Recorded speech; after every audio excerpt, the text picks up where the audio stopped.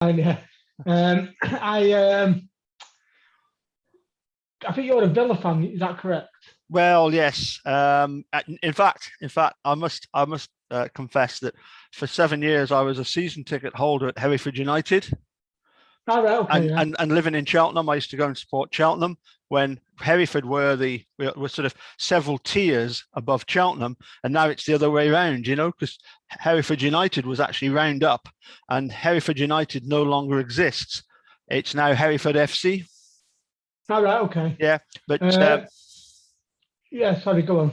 No, it's just that it's very sad when that happened. The same thing happened with Wimbledon, didn't it? Oh yeah. They got yeah. AFC Wimbledon. Yeah. Wimbledon, yeah. Yep.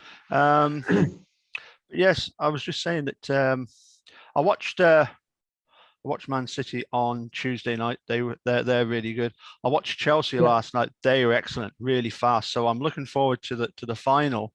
The European Cup final between those two. The third time that there's been two teams from the Premier League contesting the final, isn't it? So that's really good. But I was complimenting this young pupil of mine that who supports Chelsea, even though he lives in Edinburgh, and saying to him, that Chelsea fully deserved to go through and win, and they were, excellent. The forwards are very fast, and I said, you never know that the final could be an absolute classic.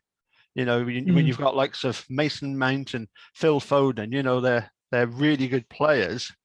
And I said, and he said, yeah, let's hope it's a classic and that Chelsea win. And I said, well, do you not think that's a bit unfair? Because you've won it before, Man City haven't. Do you not think you should let Man City win it? You can imagine what his answer was. Yeah, I can imagine, yeah. I mean, a couple of seasons ago when it was Tottenham v Liverpool, you expected it to be with the attacking talent we've got, and it was just one of the most boring games. So I'm hoping that's not the case. Yeah. I'm hoping it is. I hope we win, obviously, but I hope it is a good game. We had, ever since Thomas Tuchel took over, they've become really solid. They have. And like you say, they're that fast up front. Yeah. So. Yeah. Deadly. They should have been, but for that, was it Kai Havertz? Yeah. I mean, I'm sorry. Even I could have put some of them away. Yeah. I have and still do play football, only amateur level. Yeah. I play 45 now. I'm still playing. So but yeah, it's one of them. It does make you laugh being a Man City fan. We basically won the lottery with our owners. Yeah. And they've done fantastic. I was for the club. They built all around the local area, invested heavily. Yeah. But I was disappointed that they chose to go through that breakaway league. I didn't think we needed to get involved in that. No. When you've got 6 teams from the Premier League going through, you realise it's the other countries that want it more than the Premier League, because it would it would devalue what is probably the best league in the world. It would have devalued it, and I don't think it would have been any great sort of improvement at all. And to consider blowing over 100 years of history for a lot of these clubs. And the audacity, I suppose, and the pig-headedness of those six clubs to sort of self-proclaim themselves as the biggest or the best or whatever, I mean, Leicester come along every now and again, Yeah, of course they do. So and it would also take away City's history. With that new league, they were not able to get relegated. I mean, we were great doing that for years. Yeah. I can only think of a sport I do follow and that is popular in Manchester is the motorbike speedway with the Bellevue Aces. Oh, Bellevue, yeah. In speedway, they have a great system whereby, depending on the average of points of all the riders at the end of the year, you then have to put a team together restricted to the cumulative points of those riders. So you have to have teams that are equally matched, certainly on paper, at the start of the season. You have a minimum points and a maximum points, and any team can go into any league as long as they've got the riders, as I say, to match that league that they're in. All right, okay. Yeah, so I mean, I've so never it's, been to the Speedway. I've been to the docks when it's been there, yeah. but never to the Speedway. But I mean, how's that with COVID? Are they still riding or? Yes, so Berwick had their first junior meeting last week, and of course by the 17th, then I think it'll be all guns blazing, certainly at Berwick. So hoping to go along to that. Berwick versus the Birmingham Brummies. All right, okay. So is that your team, Berwick? Well, yeah, they're the local team, and as I say, I actually I follow the Speedway more than I do sort of anything else. Probably Speedway, rugby, cricket, football equals second. Yeah. I like your T-shirt that you've got on. Can we have a quick look? Yeah.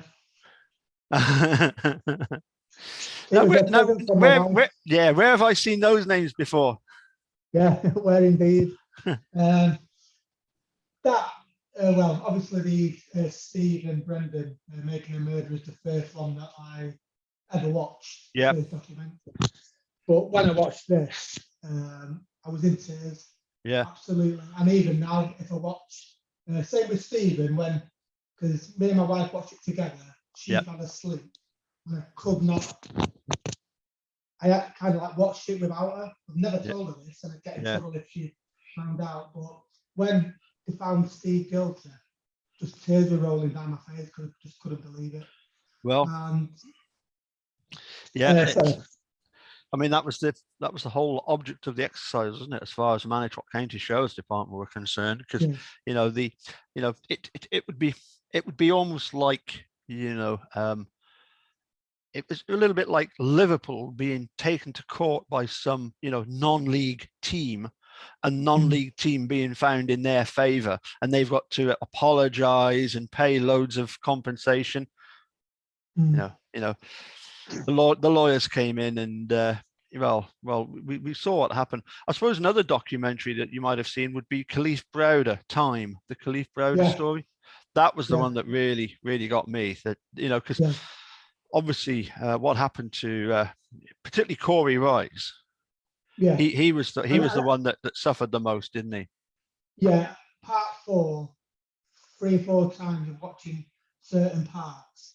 Generally, when he's in prison and he's dreaming of kind of like, what if he would have stayed with the girl? Yep. And he would have then gone to the fun fair, and it's just, I just floods and floods of tears. Yeah. Us men are meant to kind of stiff up a lip, but it just gets me every time. But the same with Brendan, what that poor boy's gone through, and also Khalif, he ended up killing himself. And he didn't even get charged with anything. Well, exactly. But what I found interesting were obviously a couple of points that were raised. One was the plea deal, how much pressure was put on them to take the plea deal, and then the fact that his civil suit against them still carried on posthumously, which flies in the face of Kenneth Peterson saying, it would have been easier to kill him than to frame him. Oh no, it wouldn't, because his civil suit would have carried on. But going back to When They See Us, who was that prosecutor? Was it Linda? Oh, horrible woman. I mean, I posed the question to obviously Jerry Buting and David Rudolph in Amsterdam. Who's the most unethical? Ken Kratz or David Rudolph? You could definitely throw her in that list. I'm trying to think what her name is. It was Linda, wasn't it? Linda Fairstein. Oh, Fairstein, yeah. Yeah. And anything but I mean, as a result of the documentary, she had a lot of book deals and stuff cancelled, didn't she? So because it was just bizarre how look, we found the true perpetrator. There's only one person involved. Oh well, they must have been accomplices, and anything and everything to deny that they got it wrong. And yet, in that instance, I would be willing to have forgiven her for jumping to conclusions, because it was a horrible attack, and you can understand why, if the police have managed to garner these confessions, she might say, well, we have to go to court with this. But no, it's that innocence denier type thing whereby, they hold on to these convictions no matter what, which is what we're seeing at the moment with Steve and Brendan, isn't it? Yeah, definitely. And we, it makes you think over the years how many people have actually died in prison when they've been innocent. Yep. And it just, the mind boggles. Absolutely. Yep. Sorry. Well, first of all, when did you first watch Making a Murderer? Was it when it first came out, or? Yeah, it was pretty much the January, February. Yeah. After it came out, so the start of 2017. Yeah. And I just told everybody about it, and not many people have listened to me. Yeah. I think when you first start watching it can be quite difficult to get into. I mean, not for me, but certain people that I've spoken to, and they try to watch it, but they just say, "Oh no, we can't watch it." So, but one of my friends, he just recently, for 2 or 3 years, I've been badgering him to watch it, and since he's been on kind of like furlough, he's managed to watch it, and he said he was really disappointed in it. Yeah. In the fact that they're not free. Yeah. Yeah. So I mean, I naively, probably a few other people did. We watched it, and we just couldn't understand when was this all going to change? When was somebody or some entity or some body, some part of government going to step in and say, "Hey, you guys, this is totally wrong what you're doing. You cannot have Manitrop County Sheriff's Department being involved in this investigation, having anything to do with searching the Avery property, because it's so painfully obvious that the reason why a key doesn't turn up until the seventh search is because it wasn't there the previous 6 searches." Yeah. And it's sorry, I turned around, but for me, what's really frustrating now is the fact that with all these remands back to the circuit court, the state are still going with this, "Oh, you're procedurally barred from doing this. You're not allowed to do that."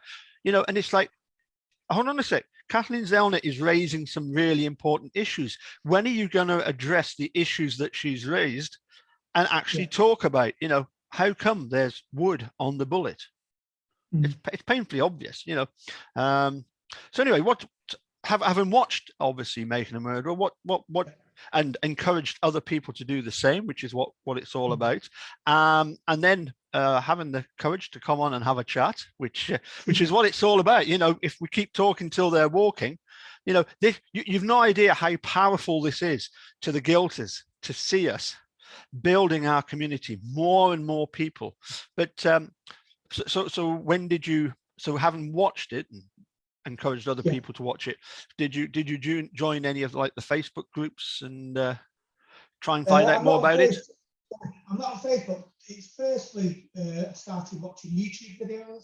Right. After watching it, kind of like just YouTube Making a Murderer, and your great friend. Yeah. One of the first videos that I watched, Eric Holiday. I went to shops today, especially to get a can of Dr. Pepper. And what happened to him is such a sad thing. But I used to love how kind of like committed he was. More so to Brendan. I think that's what devastated him. Not that what happened to Steve isn't devastating, but I think the way Brendan was at the time and the way they manipulated them. So just watching his videos, and then I started watching a couple of your videos because he encouraged you to do your own channel. And like you say, when you watch one, you Billy, foul play, and you just start watching and listening to the videos. I mainly listen to them because I'm out my work. It's unsociable hours. I do long hours. I do a lot of running in my spare time. So I generally click YouTube on my phone with my headphones and just listen to the conversations. Listen to a lot of your videos, foul play, Billy, and they are absolutely fantastic. Well, yeah, I mean, certainly with the dude, getting back to him, he was, Yeah. great fun. First and Yeah. foremost, you could have a real laugh with him, and we did. And the one thing I'm really pleased about is the fact that on numerous occasions in a live chat, I would actually say to him, you got to realize how awesome you are and how much we admire you as being this dude from Southern California, who got so committed to following the case. And I don't know if you would have been following it back when he first started talking about the control question. And it was Yeah. quite comical because every time I would have a chat with him, I would always drop in at some point, can you just run through this control question with me again? I just want to get it clear, and you could see his eyes light up and he was passionate about it. And then I remember Yeah. when he did a live chat with Marc, and I said to Marc, I said, just for fun, ask him about the control question. And he did. And Marc was expecting some sort of, you've been put up to say that, haven't you? To ask, and he didn't. It was like, again, eyes lit up. Yeah, straight in there talking about this control question. So when we got the t-shirts done, he was absolutely over the moon about it. My two favourite memories of Eric Elzo was that and Disingenuous. Oh yes. He loved Oh, to use. can you remember? It was Walt Griffin that wrote the song "Disingenuous Wisconsin." And the other one he liked was actually, it was the phrase by Luke Berg, who was obviously the sort of lawyer representing the state at the Seventh Circuit and the en banc hearing. Yeah. And his phrase was "strains incredulity." He loved that one. No, but it is a sad loss. Yeah, And yeah, may you rest in peace. yep, absolutely. So obviously you've watched series 1, series 2. Any close to figuring out who done it? With everything that, don't get me wrong, I want the person to have done it to be caught, no one else. Yeah. And for what Barbara and all the family, both families have gone through, I hope it's not any of them. Mm-hmm. Because I know Kathleen at the minute has hinted that it could be Bobby with pushing the RAV down Avery Road. I hope it's not. I hope it's not. I still hope it's a B Ryan. Not that, I mean, if he's not guilty, definitely not. But I always thought, watching Making a Murderer, that he was my number one suspect. Yeah. Especially the thing that got me, Paul, was when he was on stand and he was talking about finding the password. Yeah. That he was smirking. Yes. And if you've got an ex-girlfriend or someone that you would not be smirking No. at a trial. No. And that just made me feel uneasy. Yeah. And obviously, he had the day planner. Yeah. So yeah, he moved into a house not long after she was pronounced dead. So yeah. that kind of thing. So I mean, the thing is that that smiling is known as duper's delight, because he's managed to dupe everybody into thinking that he's genuine. It's something that you can't sort of get rid of. You sometimes get this smile, a little bit like in the film The Joker. If it's something bad, he can't help but laugh at it. And there's a little bit of that in all of us, but certainly in him, there's this duper's delight. What I would say is that ultimately, I think it's clear that if it was Bobby, or if it was Scott, or if it was Ryan, or if it was Scott Blowdorn, or if it was Tom Pierce, or if it was Bradley Check, if it was any of these people, I don't get a motive. I do get a motive for Manitrot County Sheriff's Department, and therefore, if they did it, then it was on the say so of Thomas Kusurek. Yeah.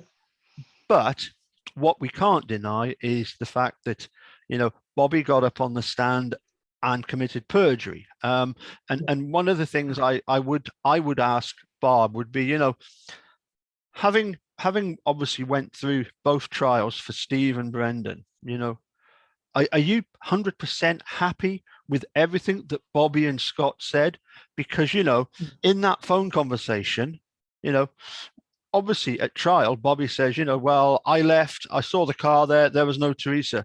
But in actual fact, a year and a half earlier, he had actually said to, I think it was Brian, and he said, well, it couldn't have been Steve because I saw her leave. So, how did the story change? I think these people, they've all,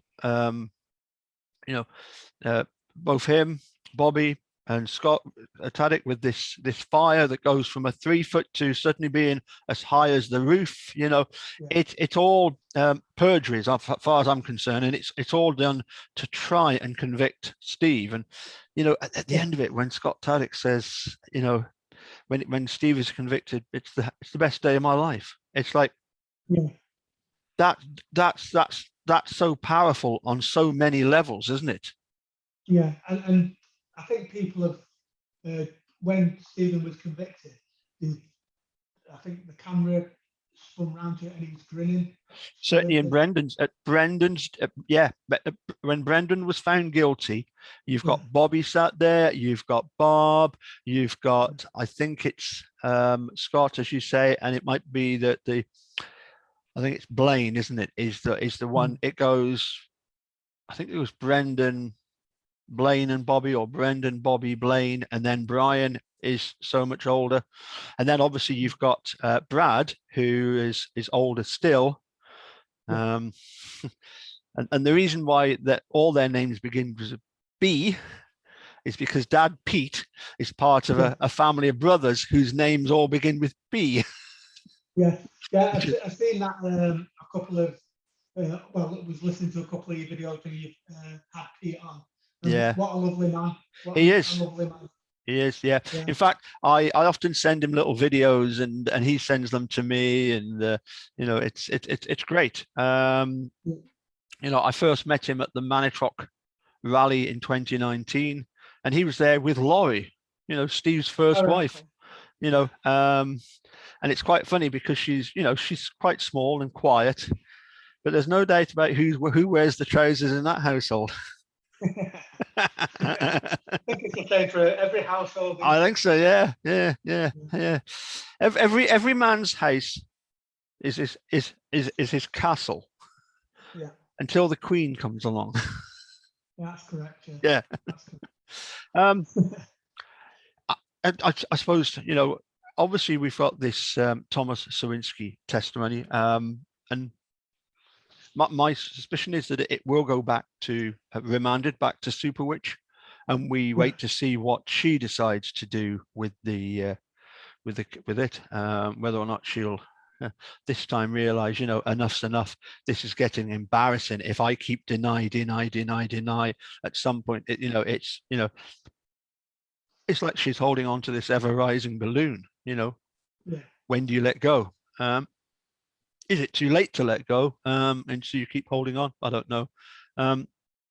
So that's one thing that's interesting at the moment. The other thing is this, it seems to be quite a lot of pressure being put on Barb, doesn't there?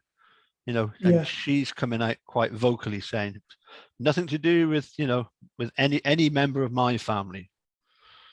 Well, the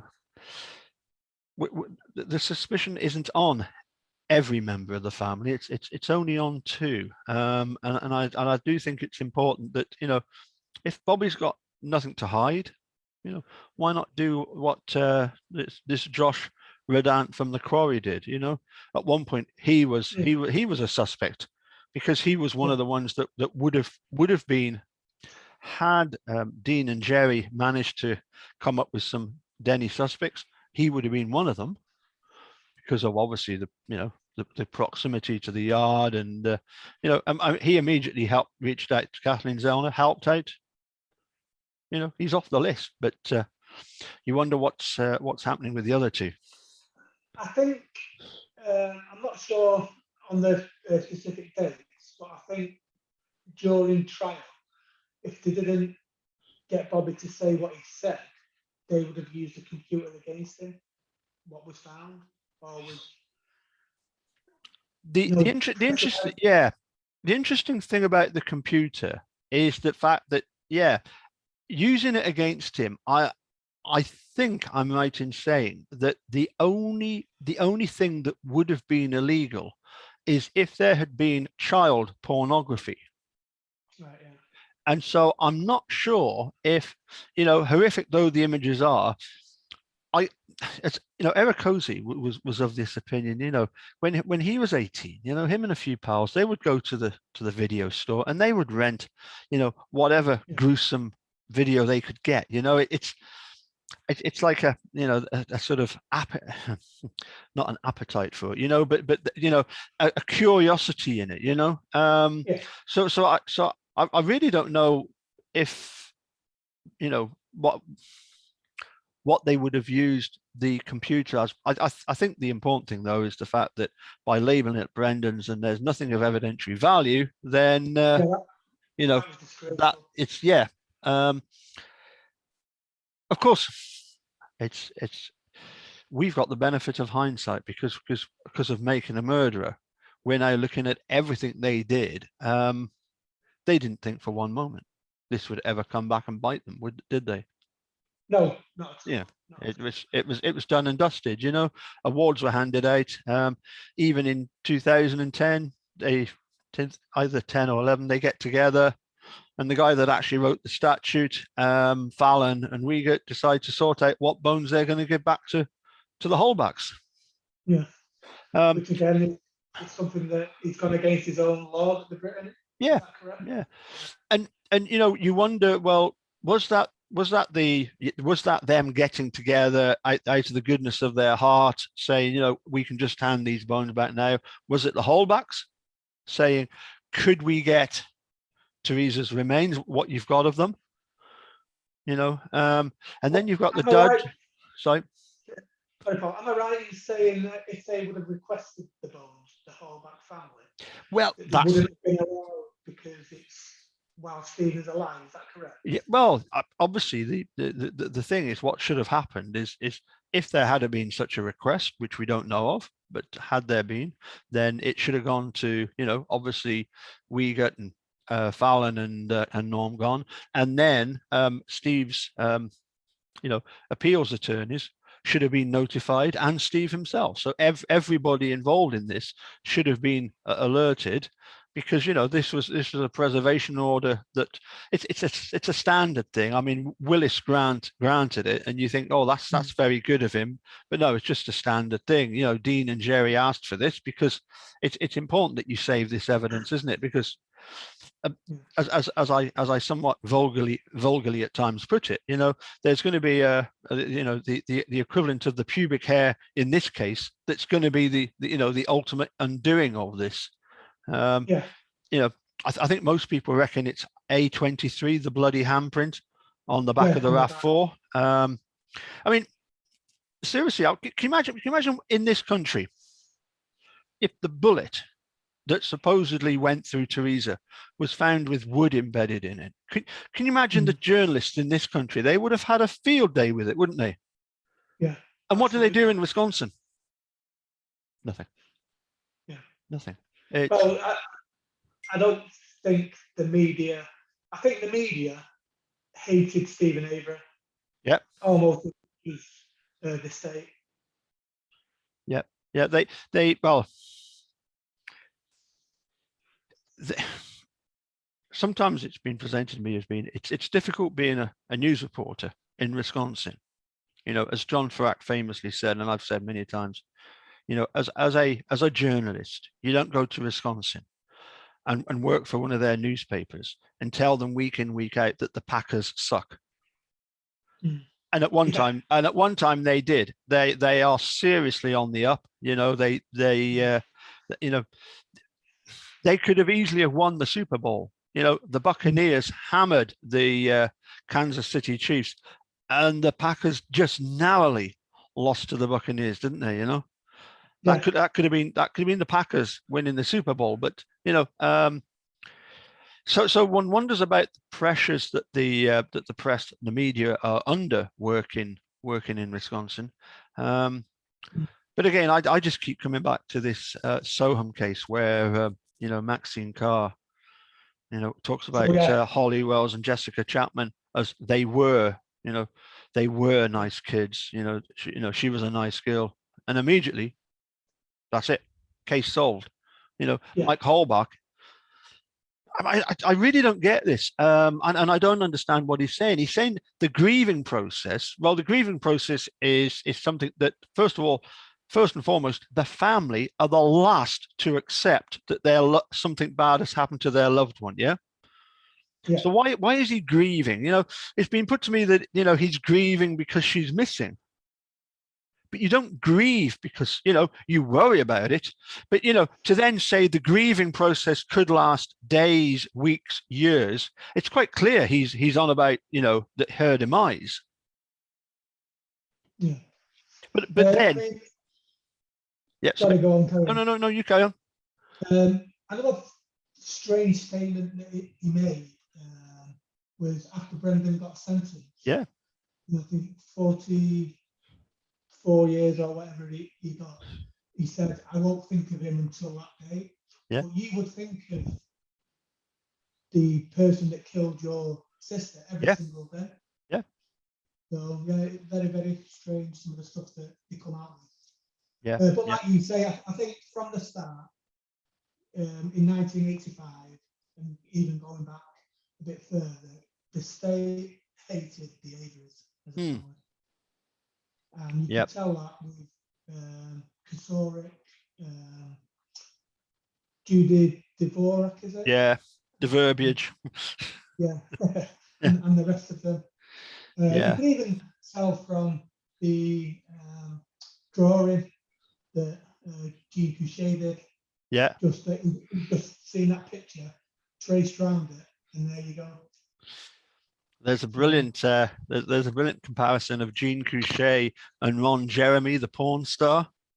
Yeah. And it was quite funny because I sent that to Charlie Berens, the Manitowoc Minute comedian. And bizarrely, on Charlie's YouTube channel, there's for example him interviewing Ron Jeremy, and Ron Jeremy talks a lot of sense. He then interviews one of these ultra right-wing pastors who is dead against anything and everything, and it's like the guy comes across as a complete idiot, and I suggested that to Charlie. I said, well, when you compare Ron Jeremy with this other fella, Ron Jeremy comes across far better than the so-called minister or pastor, whatever you call him. But getting back to Mike Holbach, another thing that he bizarrely said was that they had no confirmation that it was Teresa Holbach, and they were still waiting on the confirmation that it was hers, that it was really her. And they put it to him, what if it wasn't? And his answer was, well, that would mess things up, wouldn't it? Yeah. Which I can't. There are people out there that think that those bones are actually Carmen Boutwell's. All right, okay. Because she died on the Wednesday, supposedly of the methadone overdose. She is somehow connected through family to Teresa Holbach. Not that the not that any of these so-called state experts would need too much persuading to change results. You can't trust them as far as you could throw them. But I mean, this idea that Teresa is still out there. This was all a plan. It's bizarre, isn't it? Yeah. And the fact that they never found any of her torso. The pathologist says, well, we find a piece of boning from every item, of her body. Well, no, her whole torso, nothing. You got bits of skull, bits of a shin bone, and all that kind of stuff. And we've got this this pelvic bone in the quarry, haven't we? You know. Yeah, yeah. But yeah, But I mean, you another got to bit. think Sorry. that when Kathleen had a bone expert and he was saying about burning dead bodies, that you would find ribs. Yeah. You would find traces of ribs. Yeah. Hips. Yeah. Shoulder.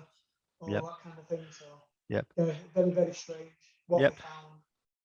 I mean, you know, this whole idea that she was cremated in this bonfire, completely ridiculous. As that Ripperjack video where he had to obviously cremate his dead llama, and after 2 burnings in a huge bonfire, the bones are just white.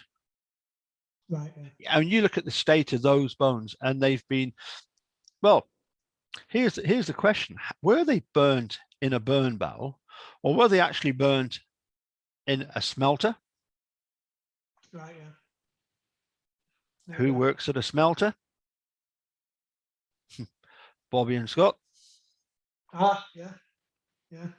At an aluminium foundry, because obviously Manitrock was actually very famous for its aluminium, wasn't it? Okay. It was. I don't know too much about kind of like the area and the history. Not really. I've obviously heard about the Green Bay Packers, that kind of thing, and but yeah, not like the history and stuff like that. So apologies for my ignorance. No. They had a they had a big aluminium works there called the Miro factory, which produced aluminium parts. Obviously, they're famous for Manitrock cranes. They're also famous for the Sputnik festival, as they call it, because in the late 60s, a Russian spacecraft came back into orbit and obviously broke up. And part of it embedded itself in a street in Manitrock. Oh, did it? Yeah. So every year they have the Sputnik festival, whereby they all dress up as aliens. All right. Okay. Which is rather bizarre for Daniel Kaczarski, isn't it? You know. I'm sure some of them don't have to dress up. Yeah. I mean, the other thing is that they, because of the aluminium and because of their proximity to Lake Michigan, they also they built submarines there, and there is a submarine in the docks at Manitrock that you can actually go in and look round. And then the other famous thing that they've got there is right next to the courthouse. They've got a big Budweiser factory. All right, okay. That me and the dude were supposed to go around it one day, and that was going to be one of our on our to-do list, you know, at some point in the future. But unfortunately, we never got around to it. But apparently, they do tours of the Budweiser factory. So anyway, Mark, hopes for the future. How do you see this panning out? You know, I think Stephen has got an amazing lawyer. Yeah. Even going back to the start of season 2, when she says, "If you are guilty, I'm going to find." Yeah. You know. Yeah. Make a better job of finding you guilty than what anybody else can. Yep. So for her to believe in him to be innocent, hopefully this year, because I recently just watched it last week. I watched it again. I watched it about 6 or 7 times, and Alan and Dolores, getting on, aren't they? So yeah. Hopefully, they will still be here when they do get out. But yeah, my hope is that both are released. The people, even though kind of like Kim Kratz and that, they may have immunity. I hope they get took to court. Kind of like, how would you word it? I think they've got immunity from certain things, but nowadays, when you're found guilty of the sort of things that they were doing, deliberately, withholding evidence, deliberately trying to con the defense. I think the courts will take a dim view of that. Once it all pans out. Now, obviously, it's an obvious answer from your point of view. Who's going to win the European Cup final? Hopefully, Man City. By how many? By how many? It depends, because even though Pep for me is unbelievable, Yeah. I think the man is a genius. Certain things that he does in a game, you're like baffled by it. Why? Because I think when we've struggled to get past the quarterfinals, Yeah, and then he just totally changed the team, and you think, why not just play your best players? yeah, And they'll kind of like throw a curveball in. But I think over the last couple of years, he's learned from that. And I think yes, he just needs to play his best players. yes, yep, So, yep. yeah. So, but yeah, hopefully, I'd take a 1-0, to be honest. would you? Because I mean, they're playing this weekend as in a dress rehearsal. I wouldn't be at all surprised if this doesn't end up as a 0-0. But the final itself, a cup final, there's so much to play for, isn't there? And it just raises everybody's performance. Hopefully, it's a classic, and it's like some sort of 5-4. After extra time. Hopefully it won't go to penalties, because I'm not a big fan of the penalties. No. I mean, City's keeper Edison is really, really good with his feet. Yeah, absolutely brilliant. But he can, and he kind of like almost plays as a sweeper keeper. Yes. And he can be a bit rash. So I'm hoping, because Chelsea is so quick up front, that he don't do anything stupid. I think if we've got 11 players on the pitch for the 90 minutes, I think we'll just have enough to beat them. Yes. Okay. And then the easiest and most obvious question of all: nationality. I'd have to say American. Definitely American. Did you know? And the dude never shared this with me, but in California, there's a town that's actually got a tribute to Captain Crunch in the form of a statue. Okay. I mean, you can't get any more American than that, Yeah. If there's a statue there. A statue of Captain Crunch, yeah. So, yeah. Thank you, Mark. No problem. No problem. So that wasn't. If it was on a video with Eric Koza and you weren't there, I'd probably say, "Oh yeah, he's British or French." Yeah, I would just mute his microphone at that point, No, he was he was great fun. I had the pleasure of his company both in Manitowoc and the after party that we had at the Rally House. That was just great fun. I mean, but then the 5 days in Australia. I mean, we the three of us, we still remember moments that occurred, that we look back on and think, wow, that was so fun, that was so cool, and that was funny, and yeah. Anyway, it must be so amazing for you, Paul, and all the other YouTubers, Marc, to meet different people from all over the world. Yes. Get together and become a family. Almost. That's right. Yeah. Yeah, because as they often say, you can choose your friends, but you can't choose your family. But ours is yeah. Sorry about that. It's okay. It's a Tottenham Hotspur fan keeps sending me stuff. All right, that Millbilly. No, yeah, he's a Spurs fan, but no, this is a guy who lives in lives 7 miles away, but he's originally from Peterborough, but he's a big Spurs fan. He'll go down and watch them from time to time. And they tend to have a lot of jokes, obviously, about Arsenal and West Ham. Yeah, they're the two that they tend to pick on, which are quite funny. Well, Mark, I better dash off because the wife will need picked up from in town. And it's great that you reached out and agreed to come on and have a chat. And listen, unfortunately, me and you aren't going to solve the case, but by talking about it, it's one in the eye to the guilters, isn't it? It's that some of these guilters, all they're trying to do is make it personal, to try and sort of discourage you and put you off, almost try to intimidate people into stop talking. And what have they done? They've achieved the complete opposite. Yeah, absolutely. I mean, one of the things in season 2, a couple of the blokes that when they have had the rallies, Yeah.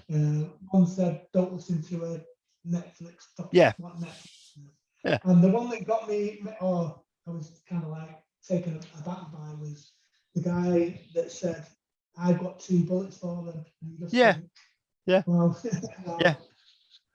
Yeah. how can the whole world be wrong and just the local people of Manitowoc be right? Yeah. To me, you've got people who are guilters, and they're the ones that have got, something at stake. They're the ones that are worried about Stephen and Brendan getting free because it's going to have some kind of impact on them and their lives. And then you get the haters, and the haters are the ones that as soon as they were told by Ken Kratz, this is the guy that did it, this is his accomplice, they can't get past that. From then on, everything they hear about the case is totally focused towards their belief that he's guilty. And the fact that you've got people now coming forward saying, well, we don't think he's guilty, we think he's been framed, and they end up hating this person because of the fact that he could get off. Stephen Brendan, most likely, in my opinion, I think they're well on their way to being exonerated, and they just don't like that. It's that fact that they're going to be proven wrong, and they're going to be proven wrong in such a terrible way that they really did think they were guilty and hated them because they believed they were guilty. And as you say, I've got 2 bullets for them. It's just obscene, really, isn't it? Hey, I better dash. Been great talking with you. Apologies if it was a bit nervous. First time I've ever done anything like this.